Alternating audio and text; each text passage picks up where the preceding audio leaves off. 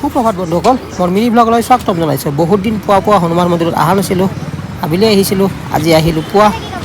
তো mini blog ৰূপে আপোনালোকক আগবঢ়াইছোঁ।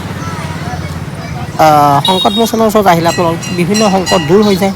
সেয়ে যিয়ে সময় পায় এবাৰ আহিব, কিন্তু ডাইৰেক্ট আহি মন্দিৰত নোলাব। ইয়াত ভৰি হাত ধুই ল'ব ধুনীয়াকৈ, আৰু চাকি জ্বলোৱা স্থানো আছে। তো ইয়াত বৰগছ আহঁত গছো আছে, তাৰ তলত পানী ঢালিবও পাৰে।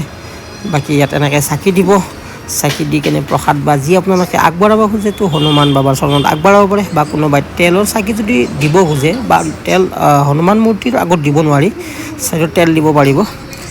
তো আপোনালোকে সেইটো কাৰ্য কৰিব পাৰে। তো অকণমান সময় এৰিছোঁ। জয় হনুমান, জয় শ্ৰীৰাম। যদি মোৰ মিনি ব্লগটো ভাল লাগিছে তেন্তে লাইক কৰি দিব, চেনেলটো ছাবস্ক্ৰাইব কৰি দিব।